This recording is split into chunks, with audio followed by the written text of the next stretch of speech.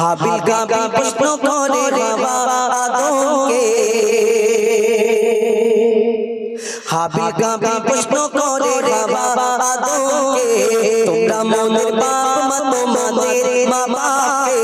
হাবিল কাবিল প্রশ্ন করে বাবা আদমকে, তোমরা মনের বাপ মা তোমাদের মা বাপকে। বলো লোকদের বলো কি তাদের নাম ছিল, বলো লোকদের বলো কি তাদের নাম ছিল। মোদের দাদা দাদি নানা নানি আছে কোথায়, প্রশ্ন শুনে আদম হাওয়া বলো বাবা গো। হাবিল কাবিলকে তারা দেবে জবাব, দুজনে আল্লাহ বলে সিজদাতে যায় চলে, দুজনে আল্লাহ বলে সিজদাতে যায় চলে। বলে মাসুম ছেলে মোদের কাছে এই জানতে চায়, হাবিল কাবিল প্রশ্ন করে বাবা আদমকে, তোমরা মোদের বাপ মা তোমাদের মা বাপকে। কি উত্তর দেবে, কেন তাদের বাপ মানে কি উত্তর দেয় কবি ছন্দের মাধ্যমে আরো কি লিখছে দেখুন। ওই বলেছে আদম শোনো তোরা শোন, মানবজাতির মাঝে সৃষ্টি আমি প্রথম, বরবাদির হাড়ে খোদা আমাকে গড়ে, আর গন্ধম পেলাম দুনিয়ায় এলাম জান্নাতে। মোদের কেউ জন্ম দেয়নি মোরা মায়েরই দুধ খাইনি, মোদের কেউ জন্ম দেয়নি মোরা মায়েরই দুধ খাইনি। পাই মোরা মা বাপের ভালোবাসা, মোদের নেই বাবা মোরা রাতি বুঝো না, বাবা কি মোদের জানা হলো না। দুজনে একই মিসকিন নেই মোদের মা বাপের, দুজনে একই মিসকিন নেই মোদের মা বাপের।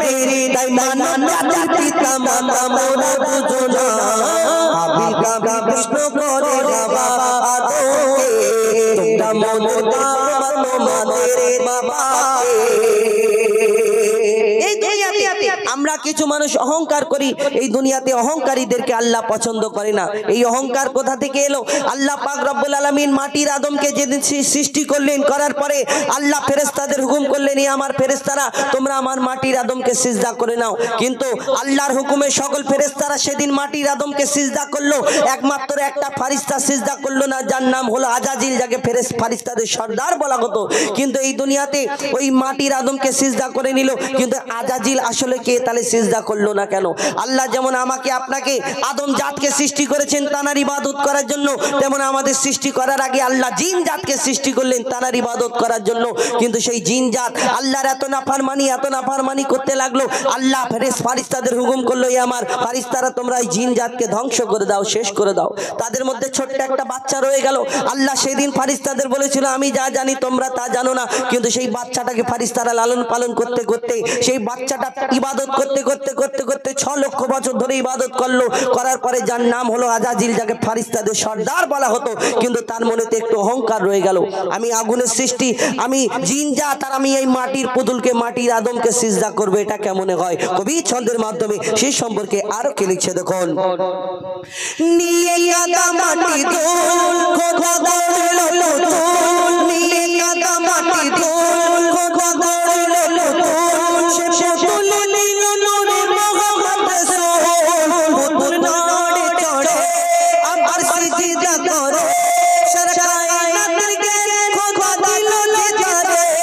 জিবরিল আমাকে ধরে আজাজিল যুদ্ধ করে, জিবরিল আমাকে ধরে আজাজিল যুদ্ধ করে, আমাকে বলে গেল খোদা আদমের মায়া, আমি জিন জাত তো ফেরেশতা সর্দার, সব থেকে বেশি জ্ঞানী আমার অহংকার। আগুনে আমার জনম আর মাটিতে গড়া আদম, আগুনে আমার জনম আর মাটিতে গড়া আদম, আর আদম দেশে সিজদা দেবে আমার দুটি পায়। হাবিল কাবিল প্রশ্ন করে বাবা আদমকে, তোমরা মোদের বাপ মা তোমাদের মা বাপকে। বলো মোদের বলো কি তাদের নাম ছিল, মোদের দাদা দাদি নানা নানি আছে কোথায়? হাবিল কাবিল প্রশ্ন করে বাবা আদমকে, তোমরা মোদের বাপ মা তোমাদের মা বাপকে। হাবিল কাবিল প্রশ্ন করে বাবা আদমকে, তোমরা মোদের বাপ মা তোমাদের